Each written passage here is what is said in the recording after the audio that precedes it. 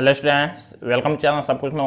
आज आप लोग पढ़ेंगे क्लास 9th एनसीईआरटी मैथ का प्रश्नावली 12.2 का लास्ट क्वेश्चन नंबर 9। इससे पहले वाले पार्ट में आप लोगों ने प्रश्नावली 12.2 में क्वेश्चन नंबर 8 तक पूरा कंप्लीट पढ़ाई किया था। तो अगर आप लोग चैनल पर नए हैं, चैनल को सब्सक्राइब करिए, वीडियो को लाइक करिए और ज़्यादा से ज़्यादा शेयर करिए ताकि सभी लोग आसानी से ऑनलाइन पढ़ाई कर सकें। देखिए यहाँ पर क्वेश्चन नंबर 9 में दिया गया है, एक खेत समलंब के आकार का है जिसकी समांतर भुजाएं 25 मीटर और 10 मीटर हैं। इसकी असमांतर भुजाएं 14 मीटर और 13 मीटर हैं। इस खेत का क्षेत्रफल ज्ञात कीजिए। देखिए कह रहा है कि ये खेत समलंब के आकार का है। समलंब आप लोग जानते हैं, ऐसा चतुर्भुज होता है समलंब जिसमें आमने सामने का कोई एक जो भुजाओं का युग्म होगा वो समांतर होगा और एक आमने सामने का जो युग्म होगा वो असमांतर होता है। तो हम लोग एक समलंब बनाते हैं पहले।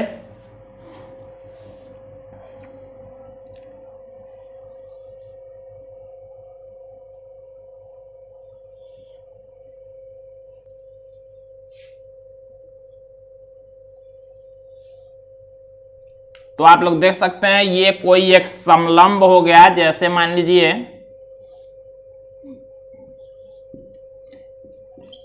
ए बी सी और डी एक समलंब हो गया। समलंब का मतलब यहां पर आमने सामने वाला देखिए ये भुजाएं समांतर हैं। समांतर मतलब बराबर दूरी पर हैं एक दूसरे से, और ये दोनों भुजाएं असमांतर हैं। तो ये समलंब के तरह का एक खेत है जिसकी समांतर भुजाएं कह रहा है 25 मीटर और 10 मीटर हैं। कह रहा है इसकी जो समांतर भुजाएं हैं कैसे हैं, एक है 25 मीटर, ये मान लीजिए पूरा यहां से यहां तक एक 25 मीटर है, और एक भुजा कह रहा है कितना है 10 मीटर है।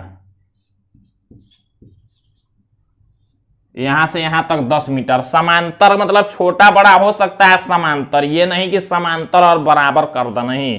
तो ये समांतर भुजाएं कह रहा है। फिर कह रहा है इसकी असमांतर भुजाएं 14 मीटर और 13 मीटर हैं।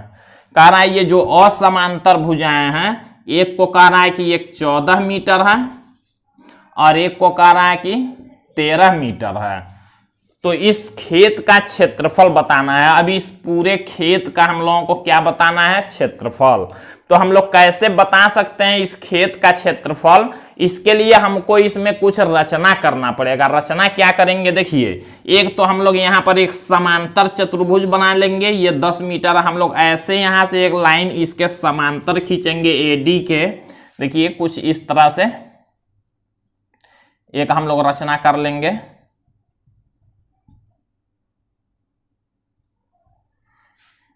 यहां पर मान लीजिए हमने पी सी से पी तक एक खींच लिया इस डी ए के समांतर। जब ये समांतर हमने खींचा है तो एक बात आप लोग ध्यान देंगे, अब ये जब 10 मीटर का है ये समांतर चतुर्भुज हो गया। समांतर चतुर्भुज होने का मतलब ये 14 मीटर है, तो ये भी कितना हो जाएगा, ये 14 मीटर हो जाएगा। यहां से और यहां तक ये 14 मीटर हो जाएगा। यहाँ एक त्रिभुज बन गया, देख सकते हैं आप लोग। और ये पूरा 25 है। देखिए यहां से यहां तक 10 है, तो ये भी समांतर है उसके। समांतर चतुर्भुज में आमने सामने की भुजाएं समांतर और बराबर होती हैं।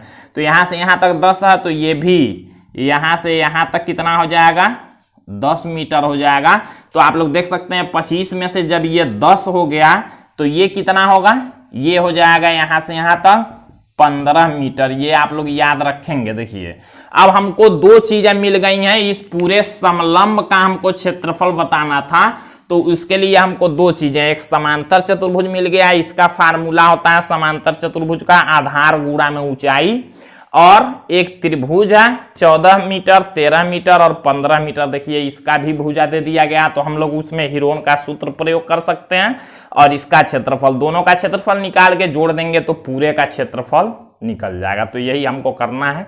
अब देखिए इस ये जो समांतर चतुर्भुज है इसका क्षेत्रफल निकालने के लिए फार्मूला होता है आधार गुणा में ऊंचाई। हमको ऊंचाई चाहिए, तो ऊंचाई के लिए हम लोग यहां से एक और लाइन खींचेंगे, एक लंब खींचेंगे। लंब जो होता है वही ऊंचाई होता है, तो एक लंब हम लोग खींच लेंगे। इसका नाम मान लीजिए हमने लिख लिया Q, यहाँ Q हमने लिख लिया। तो आप देखिए पूरा फिगर कुछ इस तरह का बनेगा। हम लोग कैसे सॉल्व करते हैं ये देखते हैं।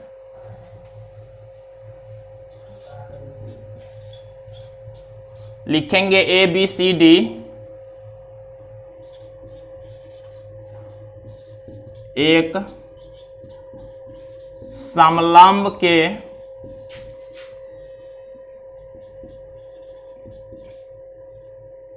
आकार का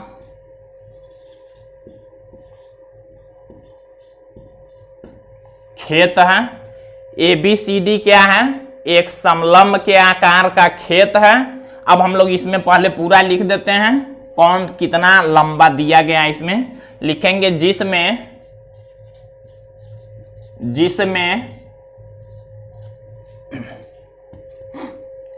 ए बी बराबर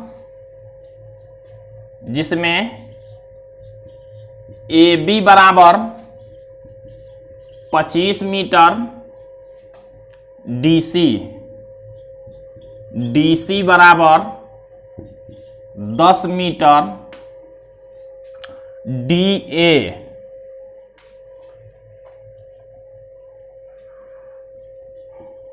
डीए बराबर 14 मीटर तथा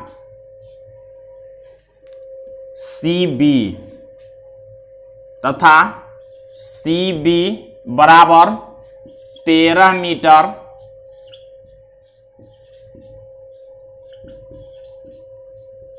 दिया गया है। ये क्वेश्चन में ही दे दिया गया है, तो इतना हम लोगों ने लिख लिया। आप देखिए हमने जो रचना किया उसको भी यहां पर हम लोग लिख लेंगे।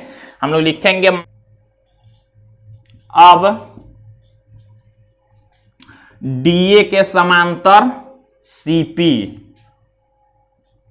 डीए समांतर सीपी तथा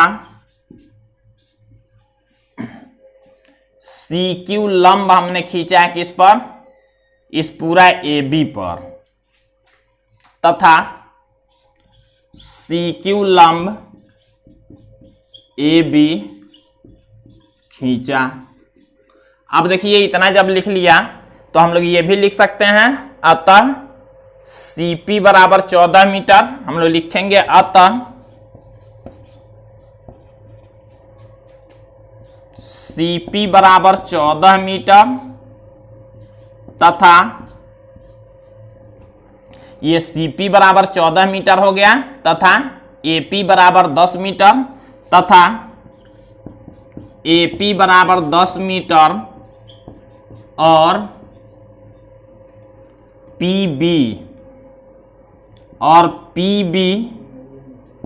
बराबर 15 मीटर है। ये हम लोगों ने लिख लिया। इतना पूरा हमने क्वेश्चन का लिख लिया है। अब हमको जो सॉल्व करना है उसको देखते हैं। एक बार हम लोग समांतर चतुर्भुज और एक बार त्रिभुज का निकालेंगे। तो पहले हम लोग त्रिभुज पीबीसी का क्षेत्रफल निकाल लेते हैं। हम लोग लिखेंगे अब त्रिभुज पीबीसी में, अब त्रिभुज पीबीसी में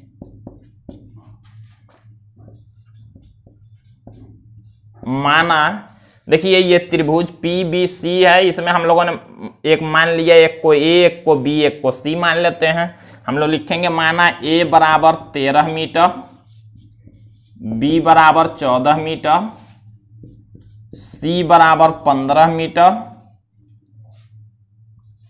तथा एस बराबर तीनों भुजाओं को जोड़ के 2 से भाग करते हैं। 42/2 भाग करेंगे तो 21 मीटर। ये हमारा हो गया एस का मान। अब देखिए हम लोग इस त्रिभुज पीबीसी का क्षेत्रफल निकाल सकते हैं। हम लोग लिखेंगे इसलिए त्रिभुज पीबीसी का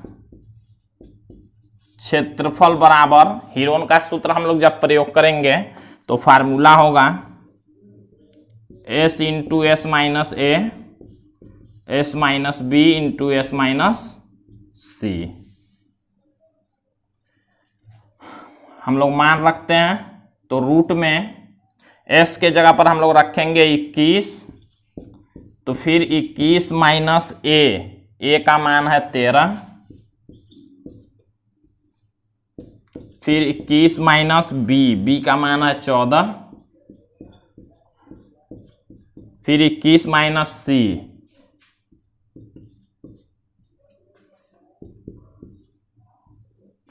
अब देखिए रूट में हम लोग लिखेंगे 21, गुणा में 21 में से 13 को घटाएंगे तो 8, फिर गुणा में 21 में से 14 को घटाएंगे तो 7, फिर 21 में से 15 को घटाएंगे तो 6। अब हम लोग यहाँ वर्गमूल लेते हैं, तो देखिए वर्गमूल जब हम लोग लेंगे तो 21 को हम लोग लिख सकते हैं 3 गुणा में 7, तो 7 वहां का और 7 यहाँ का, एक 7 हम लोगों को मिल जाएगा। फिर देखिए यहाँ 3 है और 6 में 2 और 3 होते हैं, तो एक 3 और यहाँ एक 2 है, और यहाँ 8 को हम लोग लिख सकते हैं 4 गुणा में 2, तो एक 2 और एक 4 का 2, मतलब इस पूरे संख्या का वर्गमूल इतना हो जाएगा। आप लोग वर्गमूल गुणा करके भी निकाल सकते हैं। अब सबका गुणा कर लेते हैं तो आएगा 84 मीटर का स्क्वायर। ये हमारा क्षेत्रफल आ गया किसका, इस त्रिभुज का क्षेत्रफल। अब हम लोगों को किसका क्षेत्रफल निकालना है, इस समांतर चतुर्भुज का क्षेत्रफल निकालना है, फिर दोनों को जोड़ देना है। तो इतना आप लोग नोट करेंगे, फिर हम लोग आगे लिखते हैं, या तो हम लोग यहां पर लिख लेते हैं। अब यहां पर हम लोग लिखेंगे,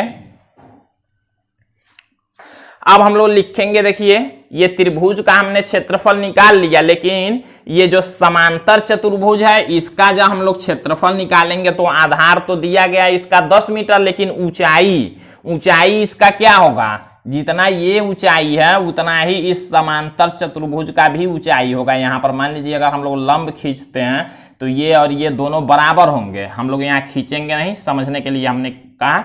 तो जितना ये ऊंचाई होगा उतना ही इस समांतर चतुर्भुज का ऊंचाई होगा। अब ये ऊंचाई निकालने के लिए आप लोग जानते हैं त्रिभुज के क्षेत्रफल का एक और फार्मूला हम लोग लगा सकते हैं, 1/2 गुणा में आधार गुणा ऊंचाई। हम लोग लिख सकते हैं पुनः त्रिभुज पीबीसी में त्रिभुज का क्षेत्रफल बराबर होता है, फार्मूला 1/2 गुणा में आधार देखिए 15 है, और गुणा में ऊंचाई है ये सी क्यू। यही सी क्यू हम लोग निकाल रहे हैं। जब सी को हम लोग निकाल लेंगे, ऊंचाई इस त्रिभुज से निकाल लेंगे, तो वही इस समांतर चतुर्भुज का भी ऊंचाई हो जाएगा। तो हम लोग समांतर चतुर्भुज का क्षेत्रफल निकाल लेंगे। इसलिए अब देखिए त्रिभुज का क्षेत्रफल हमने यहाँ निकाला, कितना आया 84 मीटर। तो इसके जगह पर हम लोग लिख लेंगे 84 बराबर 1/2 गुणा में आधार 15 था, और गुणा में ये ऊंचाई है सी क्यू।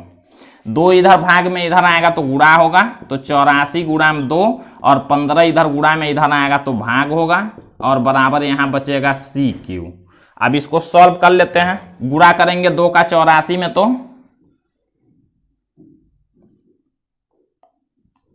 168/15 बराबर सी क्यू।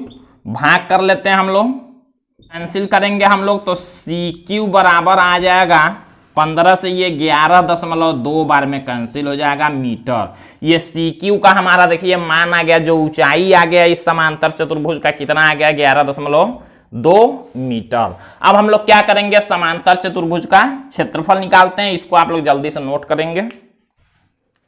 तो अब देखिए हम लोग समांतर चतुर्भुज APCD का क्षेत्रफल निकालते हैं। हम लोग लिखेंगे समांतर चतुर्भुज APCD का क्षेत्रफल बराबर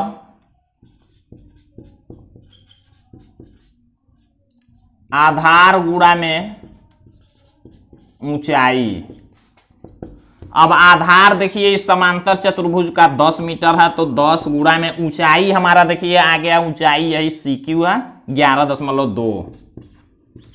गुणा कर लेते हैं तो होगा 112 मीटर का स्क्वायर। अब देखिए जब हम लोग समांतर चतुर्भुज का क्षेत्रफल भी निकाल चुके हैं, त्रिभुज का भी क्षेत्रफल हम लोग निकाल चुके हैं, तो पूरे समलंब का क्षेत्रफल बताना था। इस खेत का क्षेत्रफल हम लोग लिखेंगे, इसलिए खेत का